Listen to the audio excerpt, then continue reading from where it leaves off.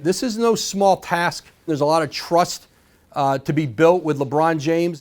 For more now, let's welcome in our Adrian Wojnarowski, who actually broke this news. What can you tell us, Woj? Adrian is here.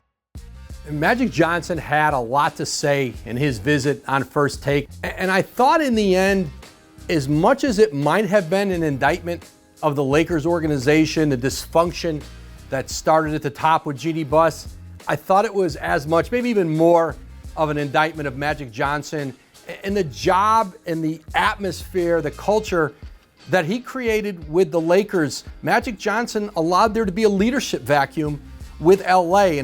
And he talked about Rob Pelinka, the general manager, accused him of backstabbing Magic over time. And his example was the idea that he told people that Magic didn't work hard, that he wasn't around the organization.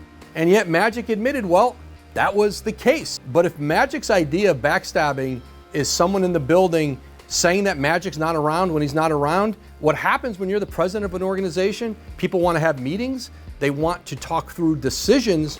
And when the ultimate decision maker comes in off the road, is away from the team, sets up a meeting with Luke Walton, his coach, berates him in the meeting, and then leaves town again, his credibility eroded over time. If you want the responsibility that goes with the power of being president of basketball operations for the Lakers, then you've got to put the work in to be able to make informed decisions on your coach, on the draft, on trades, on your own players, on the staff in your building. And Magic made it clear that he wasn't willing to do any of that. And as much as anything, that's what led to the environment that Magic says ultimately caused him to walk away from the organization. Frank Vogel knows what he's walking into. It's a tumultuous situation in LA where they need some professionalism, they need some stewardship to get them through this post-Magic Johnson era with the Lakers, get them into the draft, summer league, free agency, and start to find their way toward building back a program in LA. And Frank Vogel, listen, this is not a sexy hire. He was not the Lakers' first or even their second choice. But what he is a very good NBA coach who will make the Lakers better on the defensive end. His summer needs to be spent around their young players who are healthy, getting them better in the gym with his coaching staff. There are some injuries to rehab with Brandon Ingram, with Lonzo Ball. But before the Lakers can think of all these players as trade assets and that they're all going to be on to somewhere else, they're probably going to have to play well for the Lakers first. And remember, this Laker team was a 3 seed in the West before LeBron James' injury early last season. This is a team that certainly can be competitive to be into the Western Conference playoffs. And this is no small task for Frank Vogel.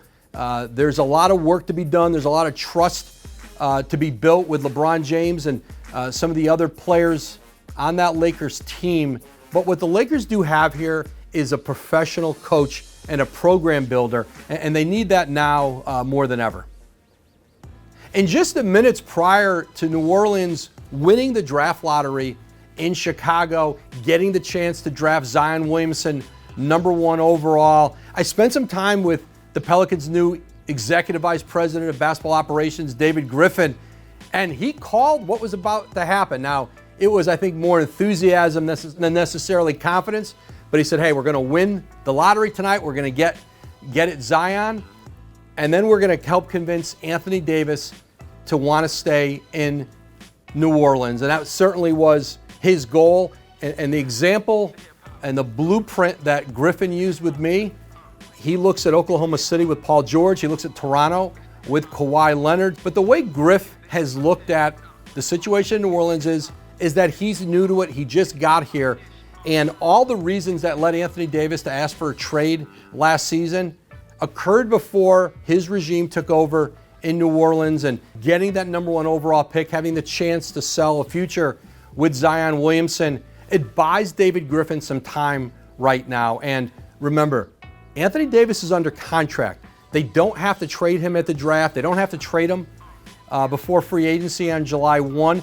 Starting on July 1, he is eligible to sign a $239 million Supermax extension, and New Orleans could carry him all the way to the trade deadline. They could even go after the season and do a sign and trade the way the Clippers did with Chris Paul, with Houston. So there are a lot of options, but make no mistake, New Orleans is not in trade mode right now with AD. They're in recruitment mode. An absolute coup for Denver ownership to keep their president of basketball operations, Tim Connelly, from an offer with the Washington Wizards. There was a lot of sense around the league that that job was tailor-made for the architect of Denver's great revival. Tim Connelly grew up in the DC area. His family's all in Baltimore. His wife is from that area. And there were a lot of reasons for him to want to go home and resurrect that Wizards organization. He started in Washington. That was his first job in the NBA under Michael Jordan, working there before he went on to New Orleans and then Denver. But what they've built in Denver has staying power in. Tim Connelly inherited a difficult situation, had great patience from Kroenke to allow him to draft well, to develop players. And not only did they break through into the playoffs this year, they did so as the 2 seed in the West, got to the conference semis. And with the uncertainty with what Golden State's roster might look like next year, Denver will be a legitimate threat to be the 1 seed in the West. An absolute reason for celebration with the Nuggets. Thanks for watching ESPN's YouTube channel. Please subscribe and watch for more editions of the Woj Report.